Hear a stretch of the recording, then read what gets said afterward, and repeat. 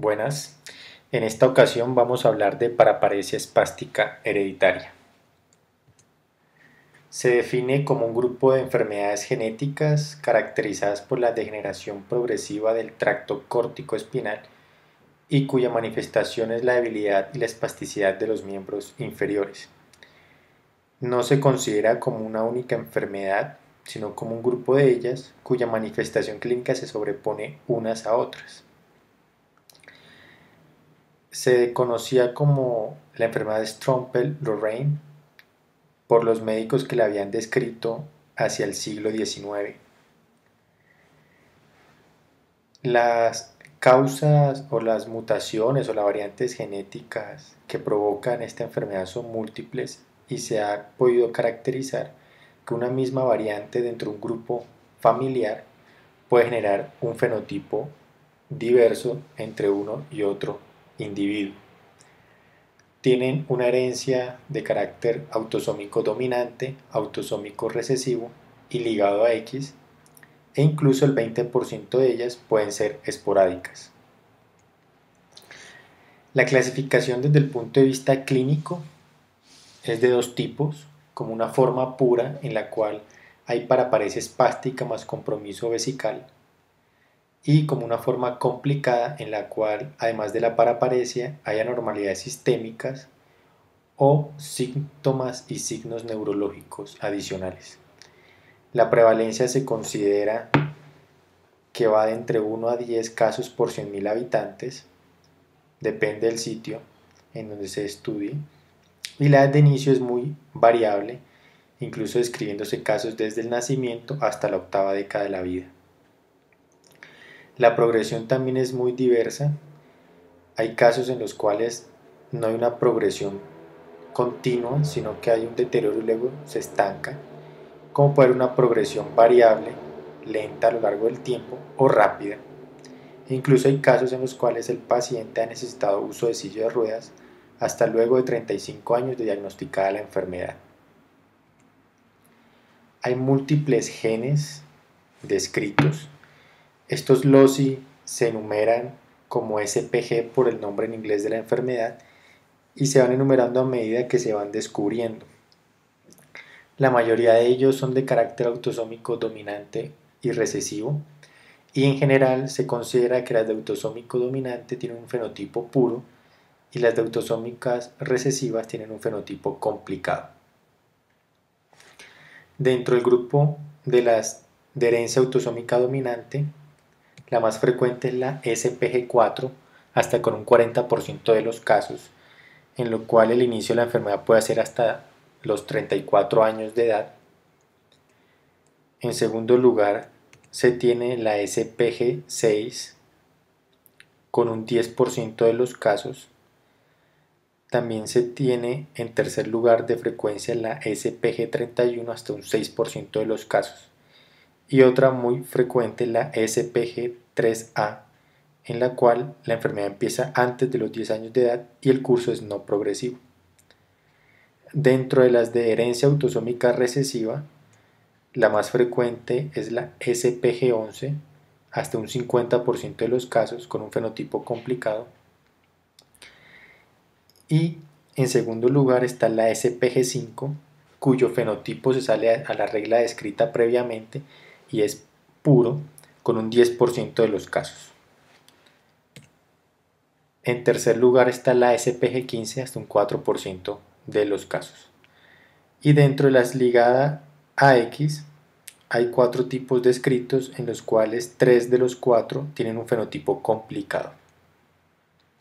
Es de resaltar que se ha descrito que la SPG11, el gen que la provoca, comparte o está asociado también con la presentación de la esclerosis lateral amiotrófica tipo 5 familiar.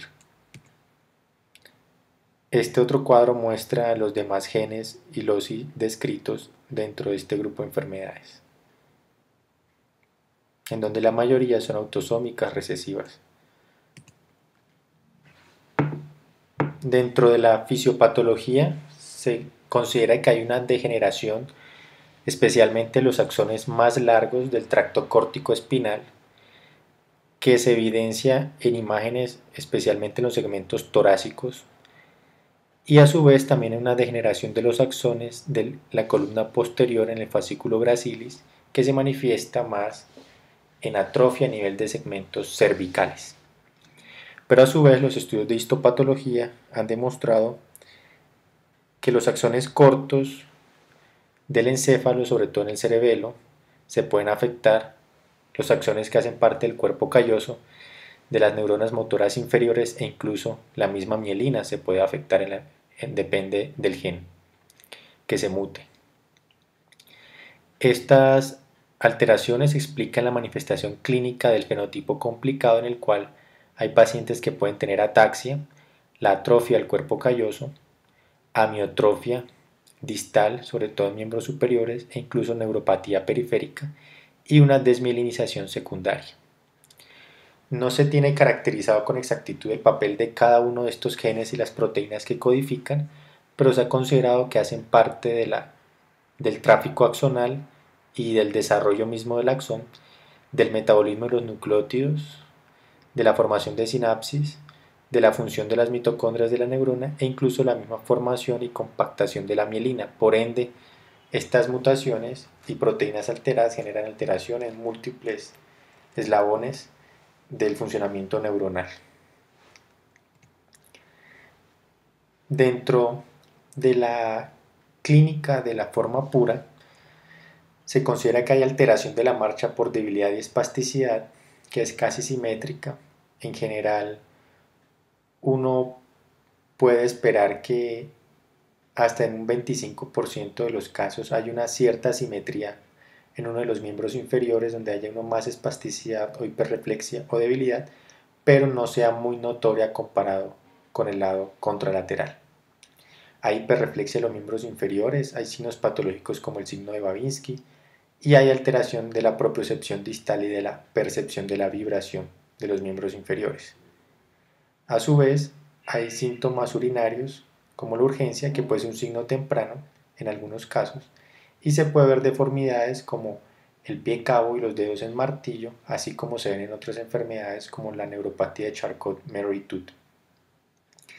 Esta presentación clínica permite diferenciarla de la esclerosis lateral primaria, dado que no se describe disartria ni signos o hiperreflexia en miembros superiores, ni afectación de musculatura vulvar. A su vez, no hay alteración de la propiocepción en la esclerosis lateral primaria. Pero en la forma complicada, además de la espasticidad de los miembros inferiores, la debilidad y los síntomas vesicales, puede haber neuropatía periférica, amiotrofia distal, discapacidad intelectual, demencia, anormalidades en resonancia, especialmente en la sustancia blanca, como una leucodistrofia, ataxia, signos extrapiramidales, pérdida visual auditiva, epilepsia y disartria. En paréntesis se presentan los locis que describen cada una de las manifestaciones clínicas. De igual forma, no se describe síntomas en miembros superiores adicionales a la amiotrofia distal en manos, es decir, no se esperaría hiperreflexia o debilidad proximal, así como tampoco signos de liberación frontal como es el glabelar, el palmo mentoniano, presión palmar, chupeteo y hociqueo, que se pueden ver incluso en pacientes con esclerosis lateral amiotrófica y primaria.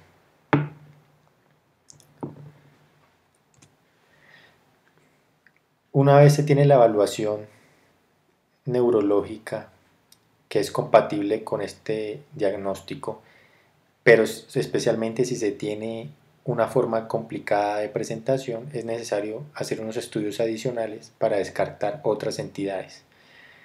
La resonancia permite evaluar atrofia cerebelosa, adelgazamiento del cuerpo calloso, leucodistrofia, hidrocefalia y atrofia medular.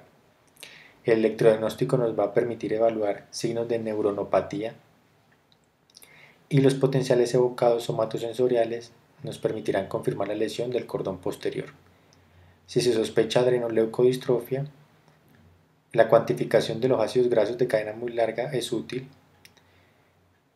hacer estudio para virus humano linfotrófico tipo 1, el virus de inmunodeficiencia humana, la deficiencia de vitamina B2 y el cobre es muy útil, sobre todo por la prevalencia en nuestro medio, especialmente para la deficiencia de cobalamina y la infección para el VIH.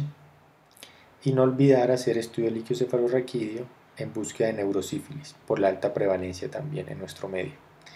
Una vez se tenga el constructo clínico, se deberá y se recomienda hacer la prueba genética, especialmente con un panel que abarque múltiples genes, teniendo en cuenta todos los que han descritos, y así poder confirmar la enfermedad y hacer la consejería genética respectiva.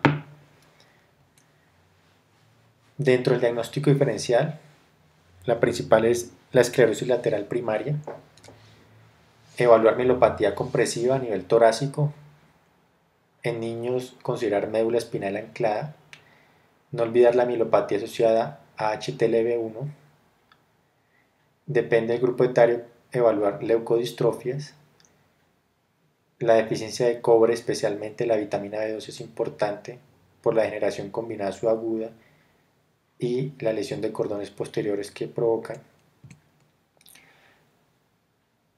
Si se tiene un cuadro de una mielitis transversa total o parcial, considerar, según el contexto, lupus, una ganglionopatía dorsal por el síndrome de Sjögren, que se puede ver hasta en el 15% de los casos. No olvidar fístula arteriovenosa dural espinal, que puede provocar estos síntomas incluso por el edema medular, puede simular en imágenes de resonancia como una lesión inflamatoria. Y como diagnóstico de descarte, evaluar mielopatía por VIH. También considerar neurosífilis y depende de la procedencia del paciente, neuroborreliosis y las ataxias espinocerulosas, que en su manifestación clínica predomina la espasticidad. Desafortunadamente no hay un tratamiento específico para la enfermedad, no hay una terapia que cambie el curso clínico ni el pronóstico, por lo cual se debe hacer manejo sintomático, principalmente con un grupo de rehabilitación multidisciplinario, y administrar terapias sintomáticas para espasticidad como baclofen o tizanidina y la toxina botulínica. Esta única es en el contexto en el cual no haya contracturas musculares, podría haber algún beneficio. El uso de cloruro oxibutinina para síntomas vesicales puede ser de utilidad, y el uso de aditamentos según la necesidad del paciente. Muchas gracias.